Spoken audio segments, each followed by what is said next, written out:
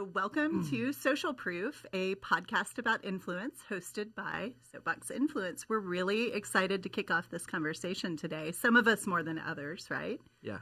Yeah. So I'm Beth Stevens. I'm the president of Soapbox Influence, and we're in a business where every single day we talk about influence, we talk about social media, we talk about marketing, and we're particularly passionate about people who have influence because it's such an interesting topic. You know, how do you wield influence? How do you gain influence? And what does that mean? And what kind of responsibility comes with that? So I'm here today with Charlotte and Nate from the Soapbox team.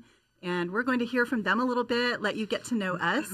And then in future episodes, we will dive in with some really exciting guests. So, Char, you want to kick us off and talk about who you are and what you do? Yes. Hi. I'm super pumped that we're finally here. We are finally here. I think Beth has been dreaming about this becoming a thing like for half a decade. For maybe. a minute. Yeah. So I started here for a decade. Wow. It's like 5 years. I know. When you put it like that, it's like, whoa. Yeah. But I am senior marketing manager here. So I get to work alongside with Beth and just kind of be the gatekeeper and do everything Soapbox marketing. What's really cool about that is kind of do a streamline of marketing for our influencers, but then also for our clients as well. And so I really just enjoy that, get to kind of merge those two worlds. Like clients they're on social media, they're seeing all these things, but they don't realize like they have a direct connection to them, which is really cool that we get to bridge the gap there. So yeah, I am from right here in Fayetteville, Arkansas. So I just commute up here to Bentonville, long commute, Yes. but I'm like, there's no traffic here. Come on, guys. But yes, just love it here. I love everything about Northwest Arkansas and the opportunities here. And yeah. Love that. Yeah. And I like that you described it as gatekeeper. I feel like you're more of a floodgate keeper because literally Soapbox is this world where we have so many ideas swirling and so many cool people who we get to interact with. And you are kind of reining and tempering that and bringing some focus to it, which I think is really cool and appropriate for this convo. Like, do we talk about Enneagram here? Because I feel like most of your job is just managing Wrangling Beth's Enneagram. ideas. Her type 7 ideas. So, yeah, the floodgate keeper is basically just the Beth keeper. If you didn't catch on from that, I'm a 9 on the Enneagram, aka I'm just trying to keep the peace here. Trying to keep the peace at all times. And these two right here are 7s, and so that's always entertaining. Guilty. But then they tell me, oh, let's go do this, let's do that. And I'm like, okay, fine. Yeah. I'm in. It works perfectly. Yeah. So Nate, not so much the peacekeeper, but tell us a little bit about you. Not so much. Yeah. So Nate Patterson, I have actually grown up here in Northwest Arkansas most of my life. And I've been at Soapbox for 2.5 years. Came from Walmart previously. And I am currently the director of operations and insights. So basically kind of the behind the scenes guy. Like you won't catch me on podcasts or any of our external marketing. Unless they drag me into it. I prefer to be behind the scenes. No, just really kind of working on Soapbox's processes, their operations, trying to make us more efficient and streamlined. And yeah, that's basically me in a nutshell. I love it. Yeah. Yeah, and you now have to dive into the Enneagram because you brought it up. So. Oh, yes, also a type 7. But I'm more of a quiet 7, like where Beth is not as much. I tend to be a little bit more, more reserved 7. Yeah, that's fair. Yeah. Except for when it comes to lunch, you're very passionate about where we're going. I do get passionate about lunch. Yes. Yeah. Yes. Mm-hmm. So around 10:30. Food and drink, kind of a thing here. I'm laughing because as we record, we've got like 15 beverages among us. So, which I think is funny because it really speaks to that sense of community and that sense of sharing a table, which is something that I think we're all really passionate about at Soapbox. And it's also interesting because we've said this is not a Soapbox podcast, but kind of it is. Obviously it's what we do every single day and it's woven into our conversations, but we're hoping to really bring some interesting people to the table who have gained influence in their own niche. I think because of the work that we do every day, we have access to some really incredible people. So as we kind of start thinking about those future guests, why should people get excited, you guys? Why should they be tuning in to Social Proof to hear more? Yeah, I can go. Go ahead. Ladies first? Oh. So when I started at Soapbox, like May of 2018, Beth kind of recruited me straight from corporate America, and I don't have a huge background in marketing, and I didn't really understand what influencer was. It took me a while to understand like what influencer marketing is and how it operates and what it does. And I remember attending my first Soapbox kind of megaphone art community, what's it called? Oh, summit, the Megaphone Summit. Mm-hmm. And there was a lady there that shared her story about, you know, they were poor, and they did like this sustainable gardening from their home. And from that, she started blogging her experience, and it grew and it grew, and people started asking her about these ideas, like where did you buy that? And so she started sharing that online, and mm-hmm. and the story of how, you know, this kind of from humble beginnings grew into this thriving business. And I was really intrigued by hearing that story, and that's where it kind of clicked for me, mm-hmm. that influence is much more than maybe what you see on Instagram, right? Mm-hmm. And it's much more than like Kim K, you know, peddling some person's products, but these are real people. A lot of them are. They're real people, and they have real stories that are intriguing, and they're business owners at their heart. They're entrepreneurs, yes. And that's something that I can get behind and can be passionate about. So that's one thing I'm excited about bringing this onto this podcast, mm-hmm. is hearing from real life people. Maybe they're slightly aspirational, maybe they're, you know, kind of forward thinking, but they're real people with really amazing stories on how they, you know, came to be, and then now they're wielding influence for mm-hmm. in a positive way out mm-hmm. in society. So that's one thing I'm excited about. Yeah. Yeah, I feel like the other side of it, I feel like I fell in love with, same like you, with influence after I started here. Whenever I was looking for a new job, all I saw was, okay, Soapbox. I don't know anything about what they do, but I know I want to be a part of it. Like, that's what I knew. And I just saw Beth and the way that she was like leading this company, and just like, I saw, whoa, they have influence in what they're doing. And just like that outside looking in, whatever they're doing, they're making a statement there. And so that's really cool as like a large organization, like we too can have influence. Mm-hmm. And so just being in this world that's surrounded by suppliers and just like big corporate America, like mm-hmm. we're getting to show this different side of like what it like looks like to work right now in 2020. Very different. But yeah, I feel like I just got to see, oh wait, like you can have an influence where you work, and mm-hmm. you can have an influence with who you work with, and just that side of it too. I love that. I feel like you guys did such a good job of kind of naturally weaving in this other topic that we're really passionate about, which is our workplace and our culture, and you know, that responsibility I think that we have to lead by example. And you know, we joke a lot at Soapbox that we're you know, we're all in love with each other. We love the environment, but we're also really passionate guardians of that. I think we are fiercely protective of, you know, how we're perceived by the world, and that is authentic. It's really who we are. And so I'd love to hear you guys talk a little bit more about that and unpack it, because I think, you know, workplace culture and our shared passion for building what I would call a modern workplace is going to be an overarching theme of this podcast moving forward. So, Shar, any thoughts? Yes. I feel like one of the coolest things here is just that we are very passionate about what we're doing at work here, but also our personal lives. Like, Beth and Nate are always making sure that I'm putting, you know, my little brother's football game first, but also needing to get out what needs to get out. But mm-hmm. I feel like the biggest thing is like just seeing a person as a whole, mm-hmm. and just seeing that, like, if they're doing well in their personal life, and if they're thriving, if I need to go work out at 11 o'clock, like mm-hmm. go do that. Mm-hmm. So then I'm come back and I'm fueled. I'm going to work harder after. Mm-hmm. I feel like that's one of the coolest things I got to see here was it's a holistic approach. Like, mm-hmm. I think Nate said the other day, you care about the person as like what'd you say? Like, who knows what I said? Please don't quote me on anything I said. Yeah, just kidding. I'm like, actually probably shouldn't say it. Yeah, but you care about like the whole like mind, body, spirit, everything mm-hmm. about it. It takes like, and we're all rooting for each other. Yeah. You know, it's not this. I think we've started to see that like each side of the business is held up by the other.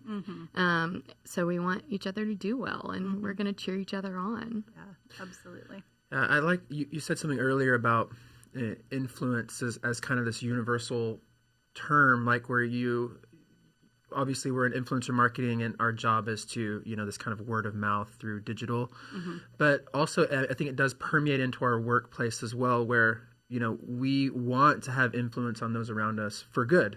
And I like this concept of, this influential culture where we have a culture of really, we care about the individual, and hopefully we not only just take care of each other, but we take care of our community of influencers, and we take care of our community of clients, and we want to be known for that. And I think that's really important. But back to Beth's point too, we have this phrase like "well at work," right? And the idea of being well is not just your physical health or your mental health or just your work health. That it's all of those things. And I love the culture that we've created here of really striving to make sure everyone is well at work, whether it's, being more lenient in, the way that they work or their mode of working, or are they, remote working or in the office, or, are they exercising at 9 or 10 a.m. because that's what helps them keep their head on straight,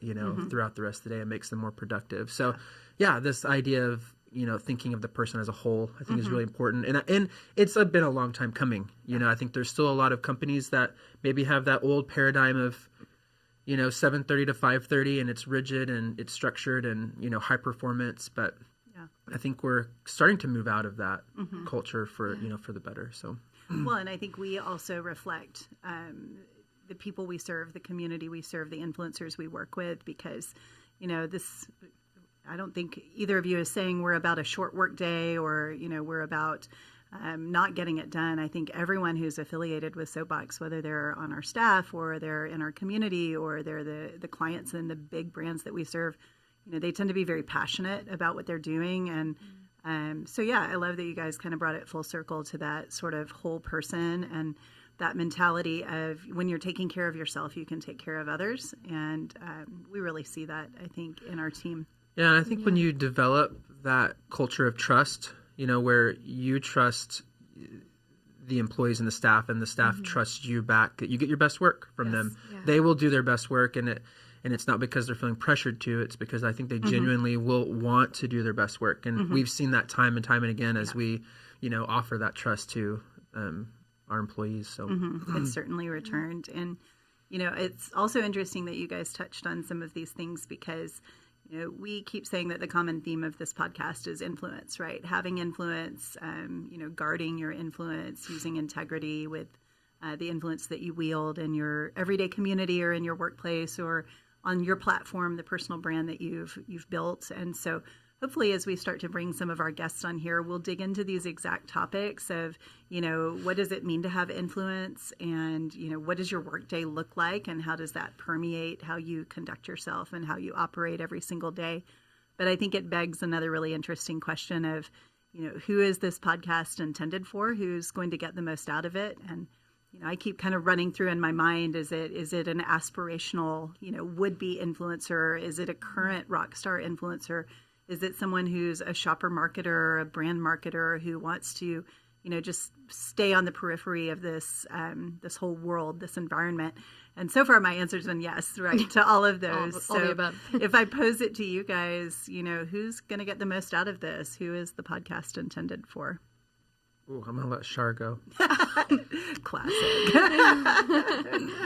Well, I think you said just that. I think of it really can hit so many people. Like, I think of a mom who's trying to stay up to date with like this world that she's having to raise her kids in, of like, okay, what is TikTok? What is this? Yeah. What is this? Or someone who has like a little side hustle or a passion and is like, how do I move forward with this? How do I go and do something with this and like make an impact on this world? Right. And so that's where I think it's cool is like what you said, like influence touches everyone and everyone has influence. Right. So it really can go widespread. I mean, it can be, a senior manager male at a supplier, like being like, okay, I keep hearing that my brands need to be online and all those things. Like, how do I tap into this? Like, they didn't grow up on that, and it's like taking over, and it's becoming the norm. So I really think it's widespread. I love that. I'm thinking of this individual we were talking with once who said, wanted to meet with Soapbox and said, hey, so I need to go digital. And we were like, oh, okay, great. Yeah, like, what do you mean? He's like, no idea. I need to go digital. And we're like, gotta okay, go. well, we can help you with that, sir.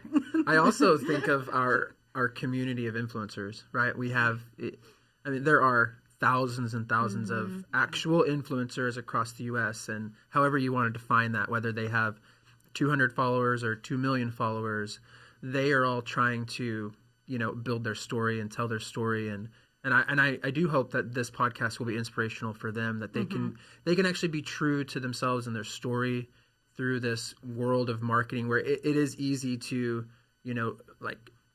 veer from your authentic, true audience and your story. And hopefully this is an inspiration to them as well on, how to build their brand and still be true to themselves and their story, because that is becoming, I think, increasingly important where in this saturated market, you could say that influencers are more saturated today than ever, that it's important that they know their audience and that they know their story and where they came from and what their audience resonates with. And that helps us, as marketers be able to,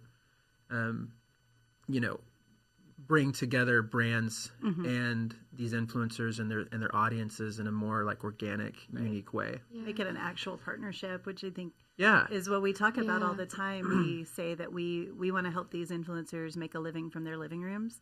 And, we joke a lot about the Kim Kardashians and the Jennifer Anistons of the world and how we really are working with those more everyday, approachable, they're sometimes called nano influencers or micro influencers. We call them the power middle.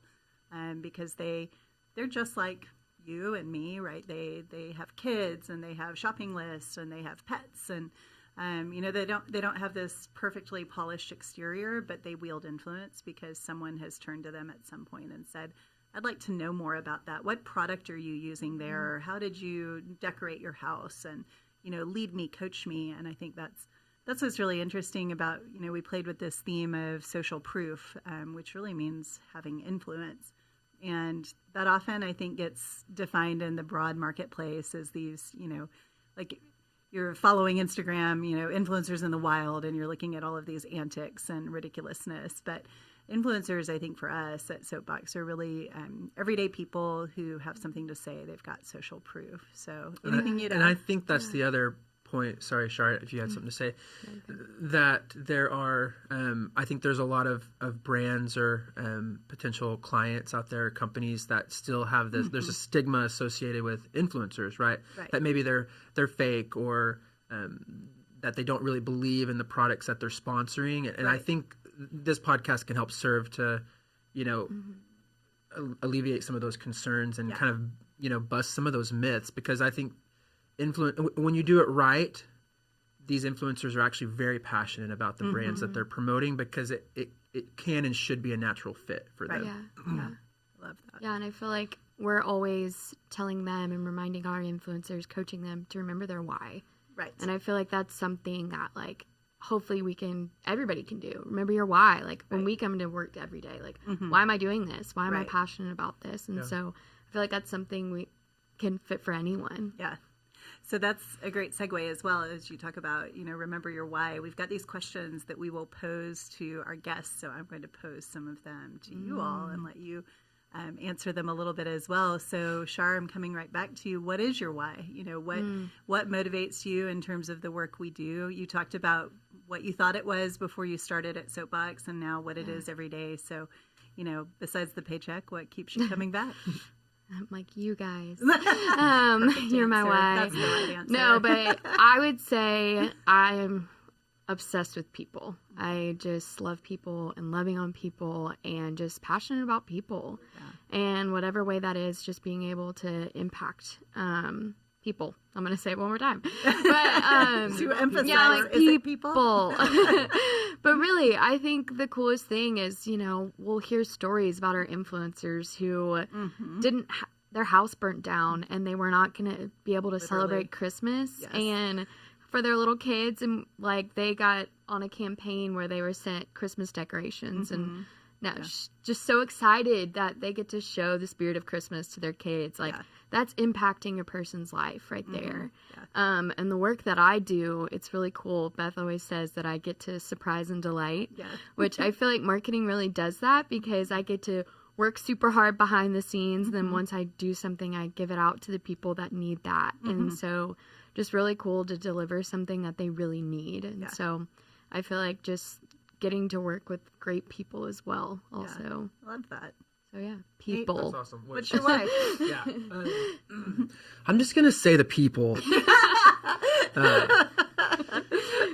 No, not at the risk of sounding cliche and cheesy. It really does come down to the people that you work with, right?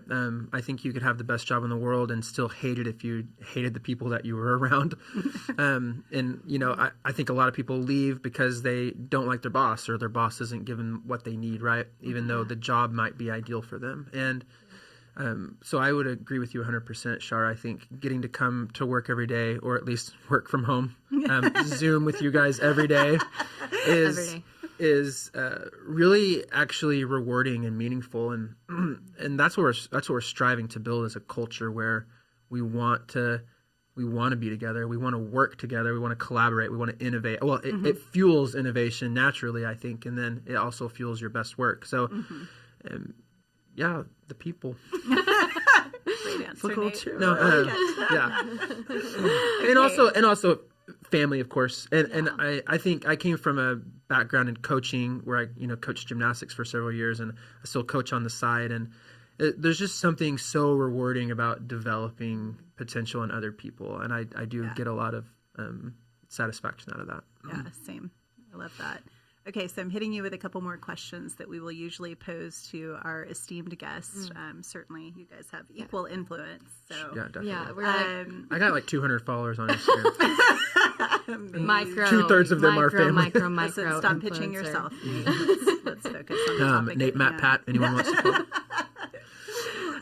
So something I'm really interested in, and actually it segues into a lot of the conversation about it's where and when you do your best work. I find that really riveting. I could read articles all day long about people's morning routine or evening routine or what their day looks like. And I know you are a creature of routine and habit, Nate. But, Definitely. if you've ever heard anything about chronotypes, which I think is a really, really cool topic around, like, basically, are you a morning person? Are you a night person? Are you an owl? Are you a lark? So, yeah, Shar, kick us off. When do you do your best work? Well, actually, if you can guess at all, it's when I'm surrounded by people. What? But really, I am fueled when I'm at a coffee shop and sitting there and I see everyone else around me working hard, doing things. It like fuels me to continue and keep going. And I feel like I can get distracted sometimes if I'm by myself. I'm just like, oh, I'm in this alone. Yeah. But whenever I'm surrounded by people, I feel like it's fueling for me. When we're all in a room working hard, I feel like that's why I love the open space work environment. I used to just have like an office by myself, and I feel like I just sat there and stared at the walls because I was like, okay, I don't like this. But just whenever we build off of each other. We like when people come and tap me on the shoulder, I don't mind that. Yeah. It's just like we have to tap you pretty hard because Yeah, those are really effective. I say that and I'm like, I have to be around people, but then I there have are a like few noise times. canceling headphones on, and I'm like, There are a few times when I've called you, you're like, what? I'm busy. yeah, That's only yeah. happened, like, That's 4 when or I get 5 in the times. zone. Yes. But also, when I've had my black coffee for sure. Right. Yeah. For sure. That is you to a Yeah. T. All right, Nate, what That's about such you? an intriguing question. I know. Gosh, so being a 7, like I don't have a great routine for anything, and my wife would attest to this, and it drives her just up the wall. Yeah. I think my best work comes when ideas come. So I think Beth can relate to like love ideating and creating, and when that's when I'm most passionate is right after I have an idea. And I can be 110% for a while, and then I need to pass that idea off to someone else to help me finish it. So I think it's important to know your your weaknesses too. But Yeah. and I think ideas. Let's see. I think I'm a night person, honestly. Oh yeah, me too. I think Oh. if I could, I mean, I do have a handful of children, so I have to go to bed at a decent hour. I'm usually like laying in their floor, waiting for them to fall asleep. Ideas come then. Yes. They But come if I via could, text. I would definitely stay up late and work. We're always between us three. I feel like we're always texting each other at like 7 p.m. with like Yes. all these ideas. Or Beth and I are like, Yeah. "You still working? Yeah. Perfect. Okay, great. Let's Some get of it. my best conversations with Beth have happened via text at literally 9, 10 o'clock while I'm waiting for my children to fall asleep in bed. And Yeah. yeah, there's some good work that gets done there, honestly. We get some good things Yeah. done. Yeah, it's pretty funny, which I think is also a reflection of that kind of funny earlier conversation about, is the traditional workday kind of broken? And, our influencers, they're doing their best work in the evenings too. And in the, windows of time between kids and their day responsibilities. So I think it's appropriate that we're kind of following their lead in that way. So Well, and this whole idea of work-life balance, and what do they call it now? yeah, I mean, integration. yeah, work-life integration. I think when Yeah. you love what you do, Yeah. and I mean, most of us have a family life as well, but I think those things can bleed well, and it can be healthy. Yeah. Right. And I'm not the type of person to turn my phone off at 5 p.m. and not answer emails. I prefer to respond to things and communicate, and I always tell those people that I work with, like, call me anytime. It's totally fine.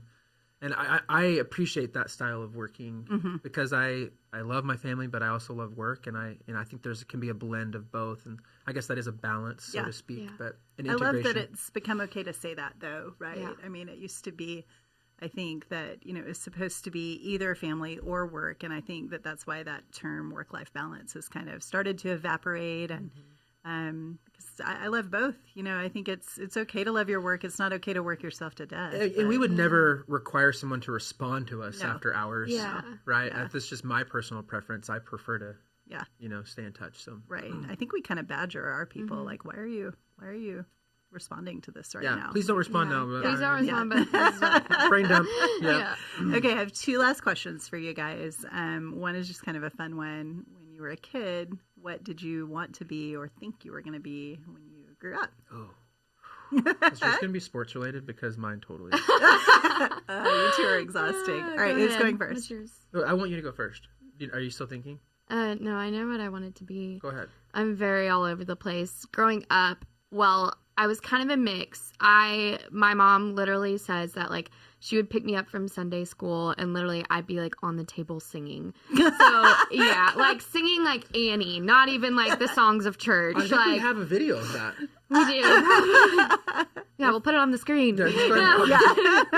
But I just like loved singing, but then I also wanted to be a muffin maker. I don't even make muffins. Like I don't even make muffins. I don't even know if my parents make muffins, but There's the tweetable quote of Yeah. this But podcast. the fact I that don't you could even do that, bake. I respect that. yeah. And then I went into college thinking I was going to be an orthodontist. So then That's I realized great. it's a lot of science. Yeah. Yeah. So much science. And then I realized, of course, obviously, that this was my sweet spot. Yeah, it really is. And then I was going to be a sports broadcaster. That's- So Well, here Glad you I'm are, behind a mic. finally on the mic. Love it. So, like, hands down, wanted to be an Olympic gymnast. Wow. wow. I started gymnastics when I was 5, I think, because I wouldn't stay off my head, and my parents they had to find this outlet for me and my We would have been an energy. entertaining And duo. I was always You standing on are my an head, or entertaining duo. yeah, all the family videos are like, Nate, stop that, Nate, stop touching that, Nate, and then Nothing has yeah, changed. so I got this book when I was 9 or 10. It's like Tim Daggett's Dare to Dream book. He was an old Olympic gymnast, and I knew in my heart of hearts I was going to be an Olympic gymnast That is someday. amazing. I made it till about 12. I was going to say Yeah, until 12, last year. 12, 13. Let it be known, and all of a then- sudden he'll just do handstands in the 100%. office. transitioned So, into other obscure sports, but so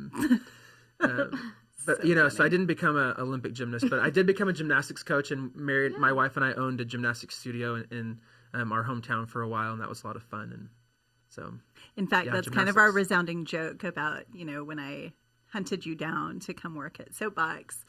And I saw that background in the world of gymnastics, and I'm like, this guy can handle an office full of women. It's 100% Yes. true. But we do have another guy now, so that's Yes, exciting. we So do. I'm no longer the sole male at the office. Yes, Which exactly. kind of was hard for you. Yes. It was really tough. The end of an Hated it. era. Yeah.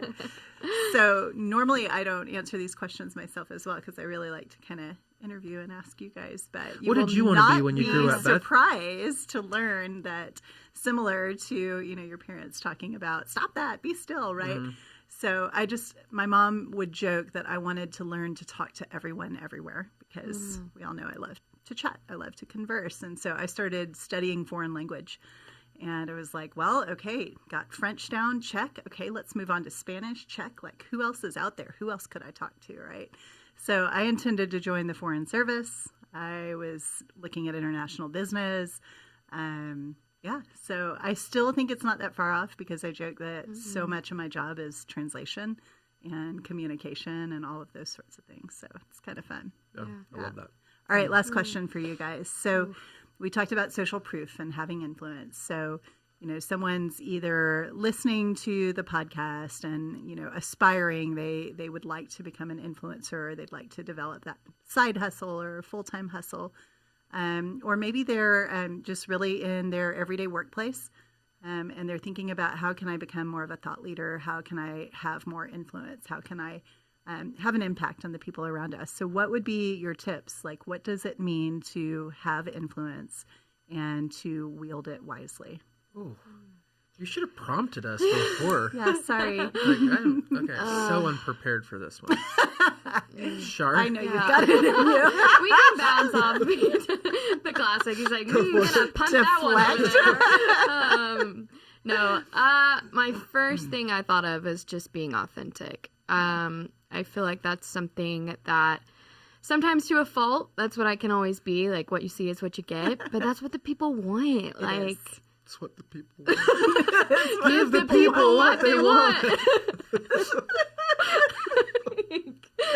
But seriously, like, I feel like that's what we were talking about the other day of like, with influencers, they find their why, they figure out like, oh, I'm good at this. And I think also for me, I am very bad about just like taking the leap, getting outside that comfort zone, just do it. Because once you step beyond the fence, there's so much freedom there, but it's just getting over that fence of just like, if there's something you're passionate about and you've been bottling it up, like talk about it, and I think thirdly, just have your people again, but have your group of people that are going to support you and lift you up and remind you why you're doing what you're doing, why you are passionate about what you're passionate about. So I'm really big on about just having your crew. Yeah. I have that here, I have my family, I have my friends, and just like having those people surrounding you that are just going to always make you better.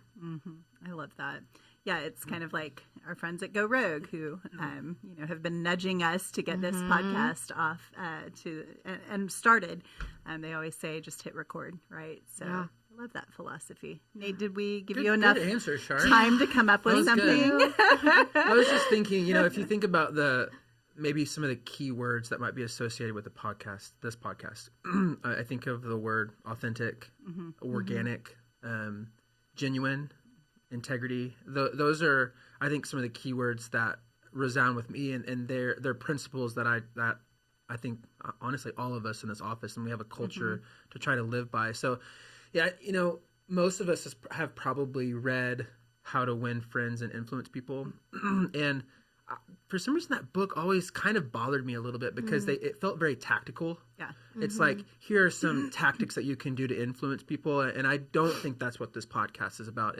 It's not about tactics and making eye contact or some of those superficial things that I think maybe 20 years ago people associated with creating influence or having this macho persona or something like that, and so for me, I think influence is all about being genuine with people and making real connection and having real conversations and being vulnerable with those around you, and obviously appropriately and in a professional if we're talking about professional environment. But I keep going back to those keywords of being authentic to yourself and authentic to those around you. And I think influencers as well, as just people, normal associates in a workplace, can kind of live by those principles. And I think that's what drives real influence. Yeah, agree. Okay, so I lied. One more question because you prompted it. I love that you brought up How to Win Friends and Influence People. Napoleon Hill wrote that in, I think, like 1935. And it's so interesting because... Was that? I thought it was... Isn't it the 30s? Am I wrong? Well, was it Napoleon Hill or was it... We have to look into this. I'm pretty sure it's Napoleon Hill. I thought it was a... We'll arm wrestle. Okay, No, okay, look okay. it up. Okay, fine. Anyway, regardless, we like books. We like to consume content. We like to consume articles around here. And so one of the things we'll be asking our guests is kind of, what are you devouring right now? What are you consuming? And, it doesn't have to be a book. It can be a podcast. It can be an audiobook. It can be pizza. Like, what are you? Guilty. What are you consuming Debbie's right no now? Is there a series, a movie, a book that has captured you? And that doesn't have to be on topic here, right? With influence, I'm always curious what people are consuming. So, anything, Shar? Oh gosh. Record. Oh, I do love my records. I've heard tell. Yes, Beth gave me a really good record recently. Actually, it's so funny. We talked about things that fuel you when you work. One thing I started doing is listening to a record when I'm working, and I'm like, all you have to do is work until the vinyl is over. Yes. And it helped me. It was like a good way to set a timer, a peaceful way to do that. Yeah. Right now, gosh. Okay, I've been watching Suits recently. Oh, yes. And, I mean, it came out forever ago, but what I like about it is, like, one, I'm not a really lawyer mindset, but I'm, like, so passionate about it and what they're doing, but also... They are too. Like, yes. That's been one of my favorite things. Like, I think in the most recent episode, it was like, why do we do what we do? And they're like, because we love the law. Like, we love what the law can do and the black. I'm like, yes. passionate about this. I know. I feel to so go bad past the bar. because me and my boyfriend are watching it together, and all of a sudden, like, he'll come over and he's like, want to watch Suits? And I'm like, so I've watched like 5 episodes without you. And he's like, just catch me up. All right. I'm like, sorry. But so great. yeah, I feel like I get bad about like black and white and politics and all that, and so I'm loving being stretched out of my comfort zone too, of like learning more about it. Yeah, that's so fun. And their suits are really great. I mean, Yeah, it's called Suits. Come on. remember when people wore those? Yeah. All right, Nate, what you got? I'm kind of embarrassed to say because I feel like maybe I'm a middle-aged female at this point because I am like really passionate about Madam Secretary on Netflix. We're obviously Anybody watching else? things. Politics, and then I'm into kind of trashy political thrillers right now. So just finished Deep State by Chris Haughey. Yes, the one that you great- left us to great go book. sit in your car and Yes. listen to. Oh yeah. The surprise at the ending, it got me. Oh. So Okay, I love I love some good books too. Yes. The Nightingale also. I'll Yes. throw that one in there. huge Audible fan here on my commute in. So I go through Yeah, a that's book true. a week or You so. have a good commute for it. Okay. All right. Final question. Promise. Oh gosh, Pinky swear. how many final questions has she given us today? Like 12 final Oh. questions. Okay. What are you obsessed with right now? What are you so into? It can be anything. It can be an app. It can be a food. I know your answer. Fourth grade tackle football. Oh, were we gonna do sports at the same yeah, time? I was like, come on. Yeah, sorry. Yes. Yeah, so I coach my 9-year-old son's 4th grade tackle football team, and like we're 3-1 right now. I You love are. that you finally found a Hopefully- microphone to tell people about this. I know. I feel like I want to pull up videos. I know it's and- a post-game interview right now, everybody. No, it's fun. I always had a passion for sports, and I have a passion for watching my children do those sports, and so Yeah, that's so fun. that's what I Yeah. think I'm most passionate about right now. I would say that's accurate. Much to my wife's chagrin, because I'm never home. Just Yeah. always. I thought you were going to mention a specific burger, so that was a great Yeah, oh. answer. So. Oh, I could get behind that too. I know. Part of me wants to say it's World War II. I've been slightly obsessed with it lately, and movies with World War II. It's so But random. I know. Yeah, but I can't. It's sports. I'm with Nate, and it's why we connect on Monday mornings and we give football recaps. I grew up in a sports family. My granddad coached. I call him coach. My uncle is a football coach at Vanderbilt currently, and my little brother plays football at Mizzou. Yeah. I'm just surrounded by it. love that. When people ask, what are you doing for Christmas? I'm like, well, it depends on where a bowl game's at. You know, just, it's life. But I love it, and I'm passionate about it so much.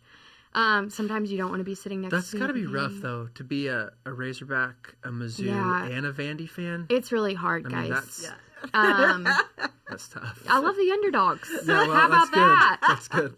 Yeah, no, but weekends are, and everyone's always like, who are you going to root for? And for me, blood is thicker than the water. I did go to Arkansas, but That's so funny. my allegiance lies elsewhere right now.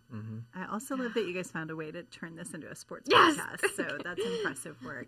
Okay, I promised no more questions. Yes. So we'll wrap Thank it you. up. Thank You're you. welcome. Thank you guys. This was actually really fun. It was I fun. know. And I'm really excited to bring Social Proof to life and to have people join us and to meet some of the guests that we've got in store. So There's so much good ahead. that's that. That's a wrap on Social Proof. Yeah.